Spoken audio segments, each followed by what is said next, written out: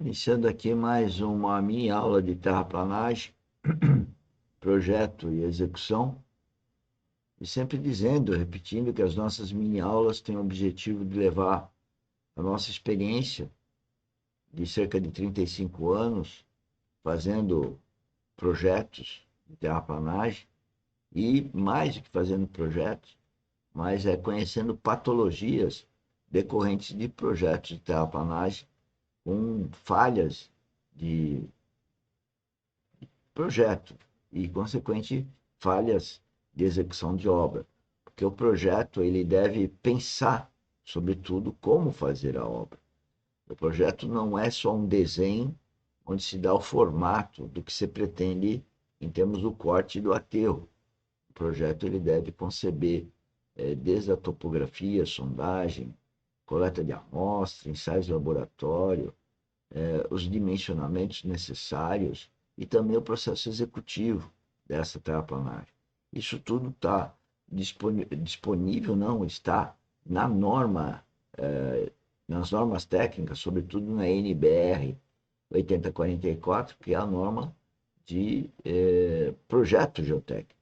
E lá está, então, como deve se projetar e, consequentemente, executar uma escavação e um aterro. Bom, na nossa mini aula de hoje, nós vamos falar de chuvas, né?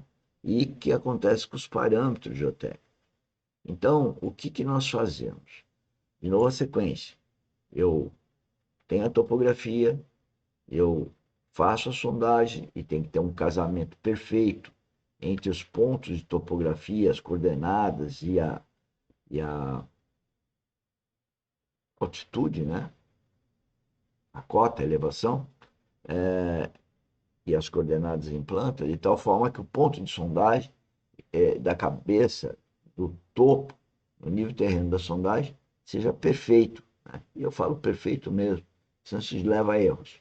E aí, depois, então, a sondagem é feita a partir daquelas coordenadas, e aí, então, você sabe as diversas camadas que você encontra no subsolo e vai definir essas camadas e vai associar outros furos com o mesmo tipo de solo, definindo então os tipos de solo que você tem. A partir daí, nós tiramos amostras e essas amostras devem seguir para o laboratório. E uma das coisas que a gente deve verificar no laboratório é se as chuvas, ou seja, a infiltração de água, poderá ou não acarretar numa mudança do parâmetro de resistência e deformabilidade, que certamente vai mudar na permeabilidade. Então, o que acontece? Eu pego um corpo de prova de uma região, de uma camada representativa, tiro uma amostra, né, vou no laboratório e faço chover, vamos dizer assim, na amostra, ou seja, eu infiltro a água nela, eu percolo a água por ela. E ao fazer isso, eu meço o comportamento de resistência, deformabilidade e também posso medir a velocidade da água, ou por infiltração, ou percolação, de tal forma a conhecer os parâmetros geotécnicos para fazer os dimensionamentos que são necessários para uma obra de terraplanagem, seja a estabilidade dos taludes, né? Problema de erosão, problema de recalque, vou verificar se os solos são colapsivos ou expansivos, ou nenhum dos dois, vou verificar também se os solos são se eles são mais erodíveis ou menos erodíveis, sabendo se eles são lateríticos ou são saprolíticos, ou seja, com as amostras eu vou conhecer quem é aquela massa de terra, aquela região de terra, aquele maciço de terra. E aí, então, é isso que nós queremos apresentar nessa mini aula, para não termos problemas como esse. Né? Então, nós tínhamos aqui, nesse caso, o muro de arrimo.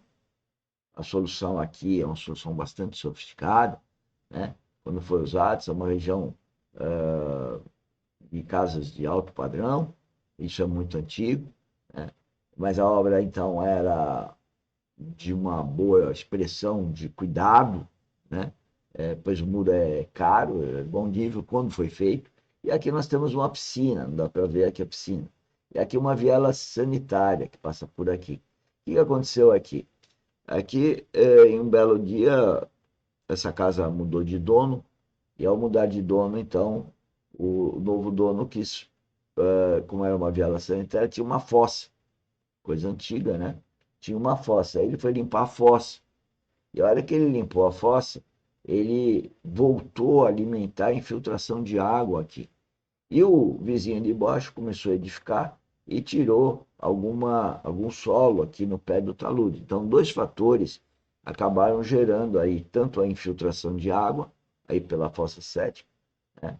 Assim como o vizinho fez uma escavação na parte de baixo, que não era um terreno ainda que não tinha uma habitação. Ele iniciou a obra de uma escavação, pequena escavação, para poder fazer a casa dele aqui embaixo. E isso trouxe então essa ruptura. Vocês vejam que rompeu aqui uma placa e nós que fomos aqui nesse local, você sentiu o cheiro de esgoto, né, aqui, e mais do que isso, você, por ter uma piscina aqui, a gente pediu para, é óbvio, né, esvaziar a piscina, mas também houve uma infiltração da piscina nisso daqui, né? Então eu chamei isso aqui de uma bomba relógio. Ou seja, quando fizeram a obra de terraplanagem, que até por sinal essa contenção, não se pensou adequadamente, havendo então essa ruptura aqui. E aqui é desespero, podia romper tudo isso daqui, mas conseguimos aqui um sistema de reforço aqui e segurar a ruptura dessa casa. Aqui é um outro caso, a figurinha já é bem mais simples, que aqui em cima nós tínhamos um campo de futebol, né? E esse talude já tinha rompido, né? E para corrigir essa ruptura aqui, vocês podem ver que está uma grama bonitinha e tal, né? Nós falamos para o proprietário que devia de fazer uma drenagem no campo de futebol, ou contar com que toda aquela água ia infiltrar por aqui, né? E o cliente falou que ia fazer a drenagem, né, que podia fazer então uma obra mais barata aqui, que é essa que foi feita, é o retaludamento, né? Foi feito o retaludamento, mas a água que vinha do campo de futebol, né, não foi tirada, portanto, rompeu, né? Houve uma ruptura, porque é uma obra de terraplanagem que já desde o começo foi feito errado.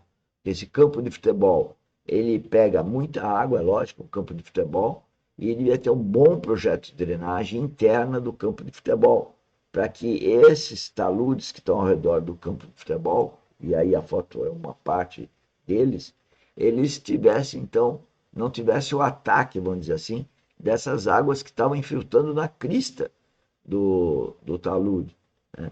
Mas isso não foi feito nem na obra inicial e nem quando nós fizemos essa intervenção.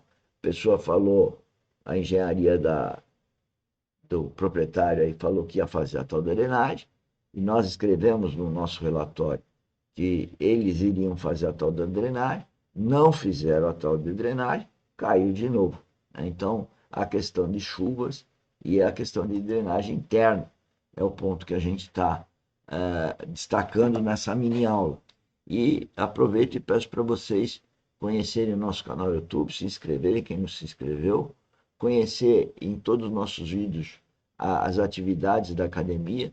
E a primeira dela é um link do nosso grupo do WhatsApp, para que você vá lá e agende reuniões, que todo dia às 16 às 17 eu estou disponível para um workshop, tirar dúvidas de tudo que nós temos como trabalho aqui na academia.